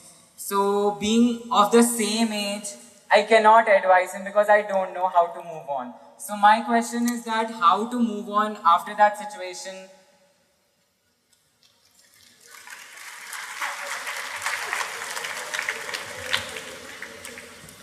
Well, somebody else has moved on. Even if you stay in the same place, distance will happen. See, let us understand this in terms of life, not in terms of trend, not in terms of morality, not in terms of right and wrong, but in terms of life. When I say in terms of life, Azim, do you remember how your great 10 generations ago, how your grandfather looked like? No. No. But his nose is sitting on your face. Yes or no? Yes. So is it true that your body has a tremendous amount of memory? Yes. This memory is on many different levels. There is an evolutionary memory, there is a genetic memory, there is a karmic memory, there are conscious levels of memory and unconscious levels of memories, articulate and inarticulate levels of memories. But if your great-grandfather's nose has to sit on your face, obviously your body is carrying a very complex mechanism of memory, isn't it? Yes. So this body, if it is capable of such a complex sense of memory, you think it is not gathering memory with whatever you touch and feel and relate with? You think so or no? Yes. It does. So it is gathering an enormous amount of memory. This is how you know. See, how to go up the steps, how to go down the steps, it looks very simple, but it's not simple, it's very complex. Your body has to remember, otherwise it cannot go up and go down so simply. Well, today the sports people are talking about muscle memory, building memory into their system so that the sport can be executed at a certain level of efficiency. So this is not only for sport, this is not only for specific activity. Every day you are imbibing so much memory, and this memory, if there is a certain kind of congruence to this memory, if there's a certain kind of cohesiveness to this memory will become productive. If there is a certain sense of chaos to this memory, if there is a certain level of chaos to this memory, then you may know everything, but this memory will work against you because it's contradictory and conflicting within itself. When you say a relationship and when your friend asks you this question, the question itself is coming because it matters, isn't it? Yes. If you didn't matter, you could have just forgotten about it and gone on like old pair of shoes.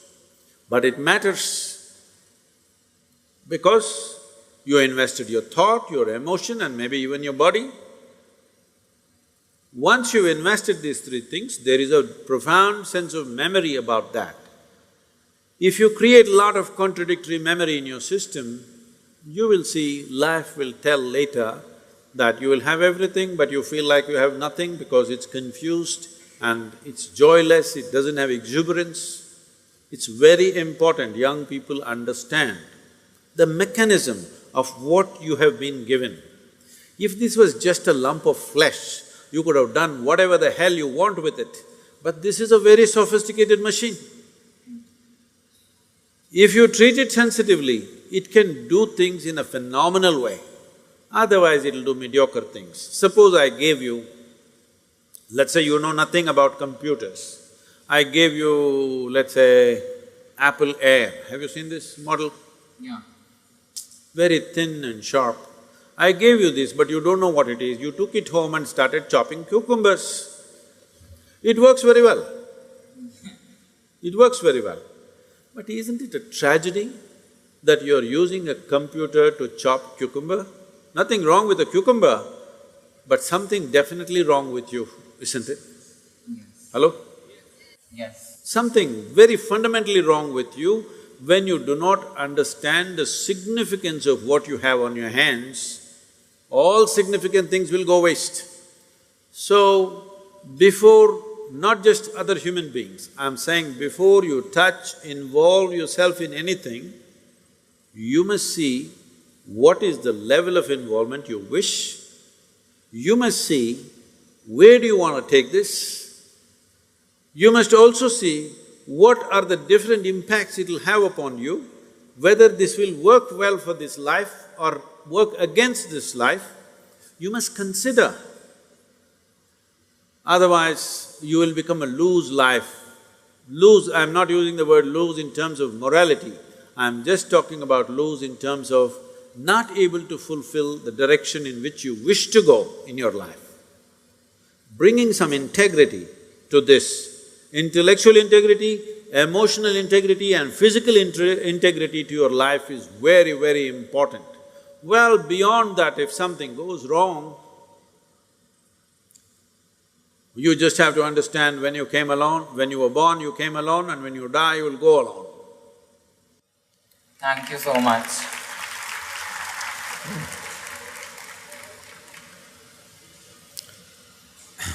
This girl, she can't live without asking the question, please give it to her.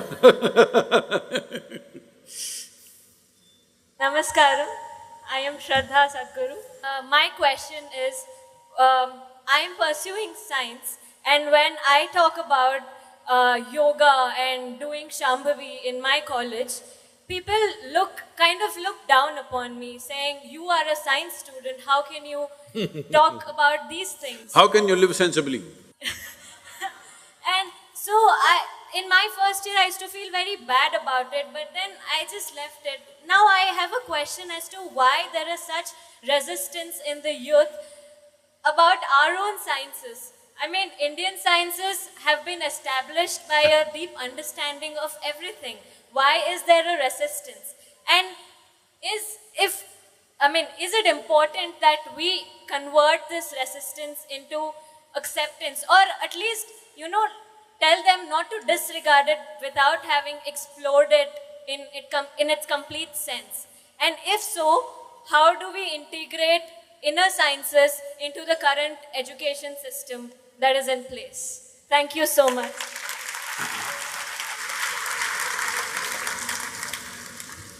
See, unfortunately today, we have a constipated perception of what is science or what is scientific. Essentially, the way the science or the scientific process is defined is, something is considered as a science if there is a systematic approach to it, and the approach should be repeatable, and the approach should work not just for me, should work for many people, then it is considered a science. So science is fundamentally physics, but there are other sciences which have evolved out of it. Biological studies are there, psychological studies are there, social sciences are there. So anything which has a systematic approach and is applicable not just to one person but to a larger number of people becomes a science or a scientific approach. In that sense, there is no science which is a larger application except physics. There is no other science, or even physics. There is no other science which is as largely applicable as yogic sciences. It is just that the yoga that people have heard about today is a rebound from the American coast. So they think yoga means wearing Lulu pants and going around, it's a kind of a fashion. No, yoga means this. I want you to listen to this carefully because this is not something that you can explore in a casual atmosphere like this. Yoga literally means union. What does union mean? The very body that you carry right now. One day somebody is going to bury you or burn you, smoking or non-smoking, we will do it. Yes or no? Either we do this or that. Will you become part of the earth? Hello? How come now you're not part of it, I'm asking? Even now you're part of it, isn't it? You're just a small outcrop of this earth. Only because you were given the ability to be mobile, you lost your sense. You thought you were a world by yourself. If you were stuck like a tree, I'm sure you would have understood you're part of the earth, isn't it? Just because the planet gave you the freedom to move, how stupid we became. It's not just with body, it is so with the entire universe. It is not just with the physical form, so with every aspect of you. So yoga means union. What it means by saying union is, it is a science of how to obliterate the boundaries of your individuality so that you become a much larger life than what you are right now. Either you can live here as a constipated life. When I say a constipated life, constipation means it happens little by little. That's constipation. Hello? Right now for most people, life is happening little by little.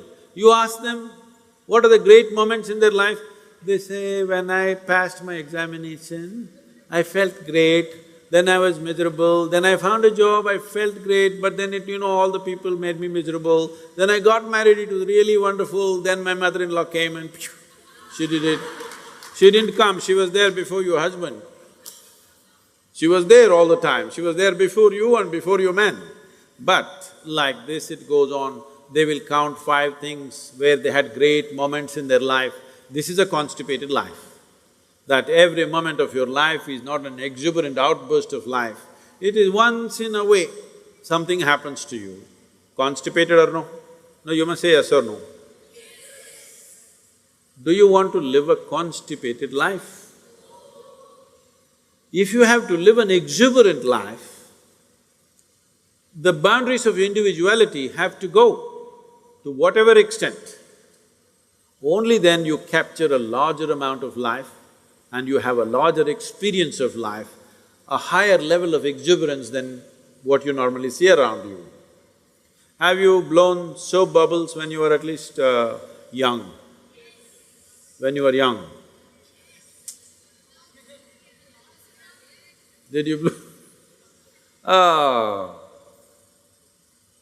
Did you blow soap bubbles? At least when you were children?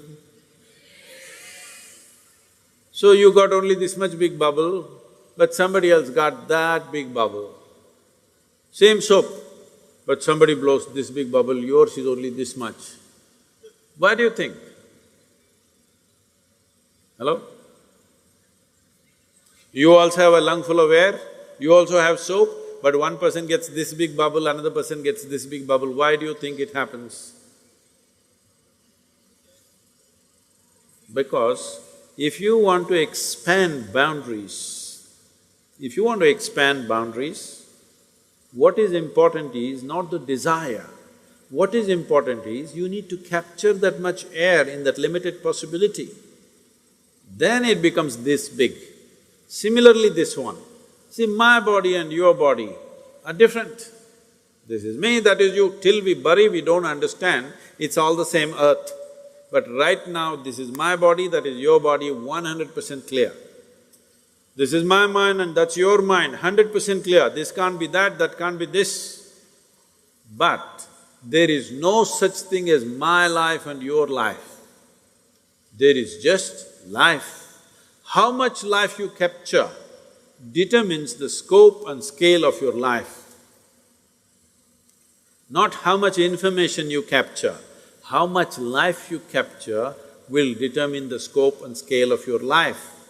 So if this has to happen, you have to breach the concretized boundaries of your individuality and push it. When the boundaries are dissolved, then we say you are in yoga. If one experiences the dissolution, then we refer to that person as a yogi. Well, how far each individual is going to go is subject to various realities. But at least, should you not make an effort, a scientific and focused effort as to how to breach these boundaries of individuality which we ourselves created? Hello? All your boundaries are created by you, isn't it? You create the boundary and you suffer the boundary. What kind of life is that? If nature created the boundary and you're suffering that, that's understandable. You create your own boundary because of self-preservation. In pursuit of self-preservation, you build walls. These walls of self-preservation will become walls of self-imprisonment. If you don't want that, you need yoga. Oh, should I twist, should I turn, should I stand on my head? No, yoga does not mean twisting, turning. You can breathe and do yoga, you can walk and do yoga, you can talk and do yoga, you can read and do yoga, you can sleep and do yoga, you can stand and do yoga, you can do yoga in whichever way. There is no specific activity, it's a certain dimension. What is the dimension? Unfortunately, once it goes to United States, they will reduce it into a specific activity and Lululemon pants you have to wear. Otherwise, no yoga. People keep asking me, even yesterday somebody asked me, Sadhguru, how many hours of yogasanas do you do? I said, 20 seconds. What? Only 20 seconds? Yes. Actually, it's true. I do only 20 seconds of sadhana every day. I wake up in the morning, if I sit up, just 20 seconds, I'm done. Then I don't do yoga rest of the day? No, I live yoga because my entire life is to constantly wipe away the boundaries within myself and within everybody else. This is yoga. What we're doing here is yoga right now.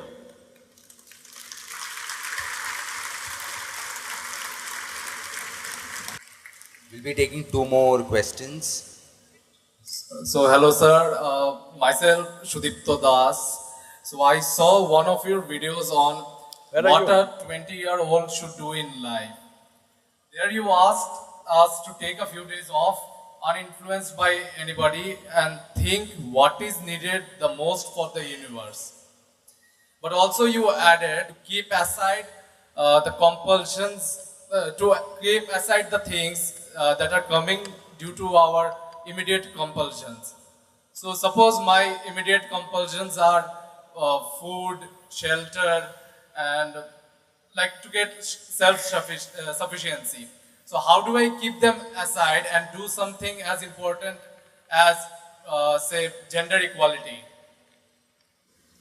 Oh, what is that? What do you do about gender equality? If you don't do anything, the girls will prove they're equal. No, I feel that there should be gender equality, and in this stage of the world, such situation is not present. No, what I'm saying is, you don't have to do anything about gender equality. If you don't mess with the girls, they will prove they're equal.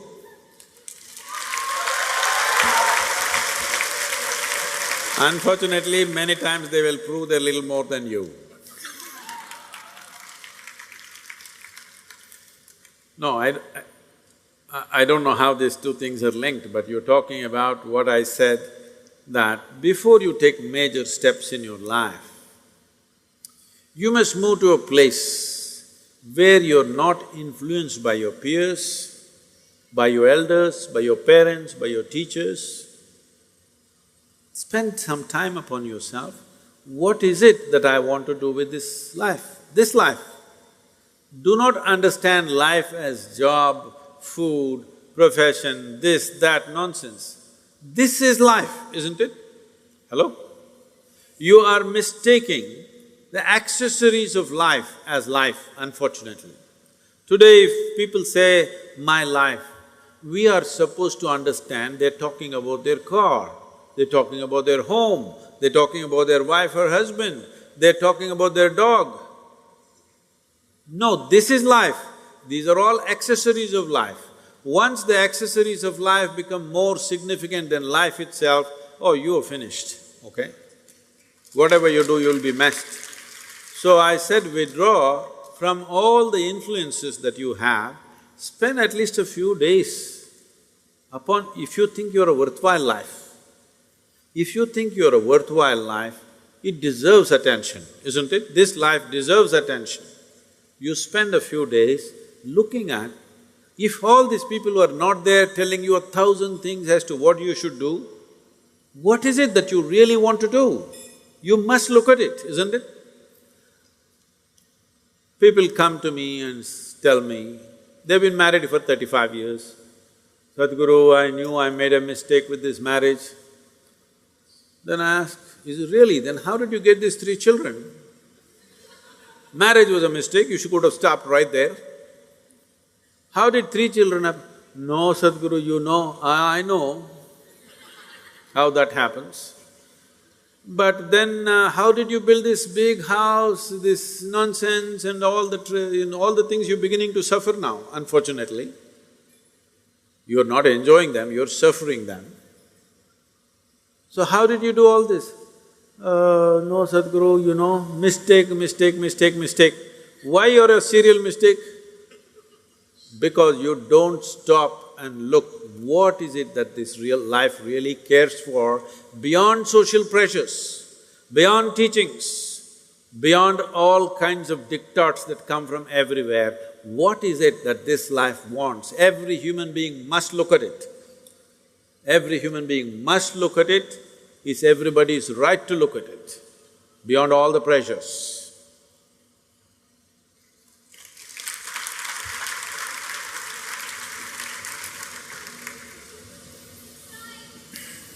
Someone please, that's it. This will be the last question for the day. Namaskaram Sadhguru. I'm Lavanya, I'm studying Economics Honours first year, I'm from Hyderabad. Despite being surrounded by so many people, we still lack that feeling of belonging to somebody, being accepted by somebody, being loved by somebody. How should we deal with that discontent and loneliness? ఏమండి హైదరాబాద్ నుంచి వచ్చి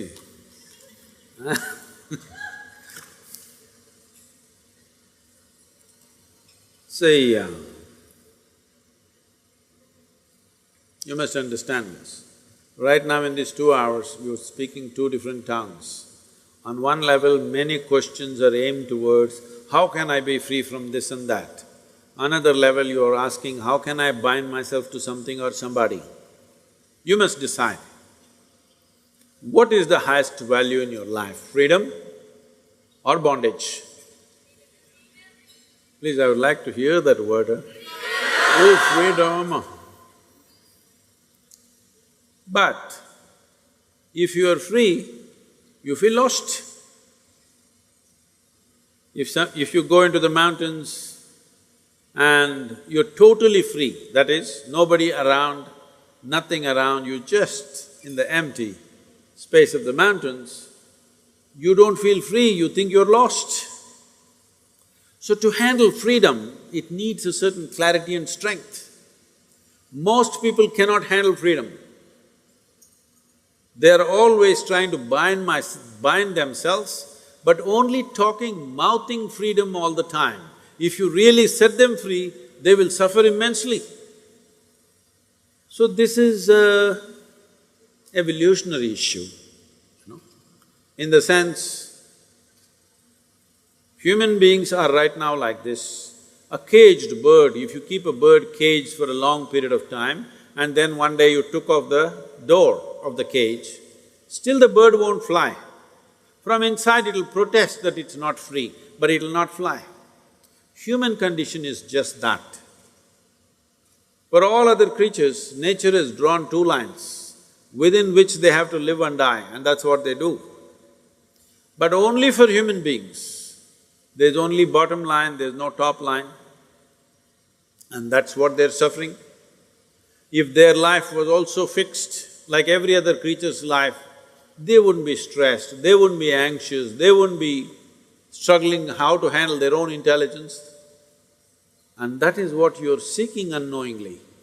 You may seek it in the form of relationships, you may seek it in the form of profession, you may seek it in the form of nationality, ethnicity, community, God, heaven, hell. All you're trying to do is draw an artificial line which does not exist. Because freedom needs courage. Freedom needs a certain madness. If you're very sane, you cannot be free because you will go between the two lines of logic. To be free, it takes a lot of strength. That if you… First of all, what needs to happen if you want to be free is, do you understand that all human experience has a chemical basis to it? Hello? What you call as joy is one kind of chemistry, misery is another kind of chemistry, stress is one kind of chemistry, anxiety another kind of chemistry, agony one kind of chemistry, ecstasy another kind of chemistry. At least ecstasy, you know it's another kind of chemistry. I hear. So, your experience of life has a chemical basis to it. This is the most superficial way of looking at it. There are other dimensions to it, but for your understanding. Or in other words, what you call as myself right now, you're a chemical soup. The question is only, are you a great soup or a lousy soup? Yes or no? Right now, if you have a chemistry of blissfulness, if you close your eyes, it's fantastic, if you open your eyes, it's fantastic, if somebody is here, it's fantastic, nobody is here, it's very fantastic. Yes or no? But you have a lousy chemistry. If you look at them, if they smile at you, it's nice, not fantastic. If they look at you like this, suddenly it's a problem. If these people are happening just the way you want, your chemistry is reasonably balanced. If they do something that you don't like, boom, it goes somewhere else. So essentially, you have not looked at this mechanism, what is the basis of this, how it functions, how I can make it function at its highest level. Right now, let's say you really blissed out like me. Do you care who is around, who is not around? If they're around, it's fantastic. They're gone.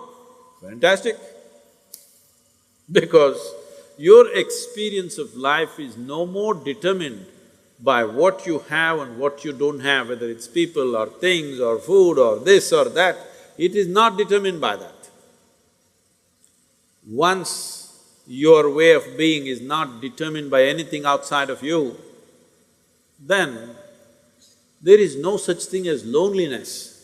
But you will enjoy your aloneness because whether you like it or you don't like it, at this young age, it's a little difficult to understand this, whether you like it or you don't like it, within this body you're always alone, isn't it? Whether you do interaction or intercourse or whatever, still you're alone in this body, yes or no? Hello?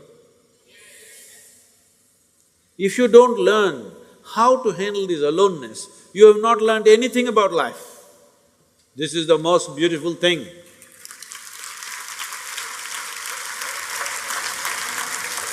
The most beautiful thing about life is, nobody can get here, it's just my space. Yes or no? Isn't this the most beautiful thing? Nobody can invade me. They can capture me, they can torture me, they can do so many things, but they cannot invade me because I have a space which is just my own. Isn't this the most wonderful aspect of your life? Don't suffer that. That is the most beautiful thing. Oh, but you want to pine little romantically and enjoy that, what? What are those songs, popular songs? Pining for somebody. Without you, I cannot exist. Most of the songs are that way now. Sing one song, no? Older ones, older I'm ones. horrible at singing. Huh? I'm horrible at singing. Just tell me the words, I will sing. हम तेरे बिना रह नहीं सकते, तेरे बिना क्या वजूद मेरा। You saying it to me? Okay, I got it.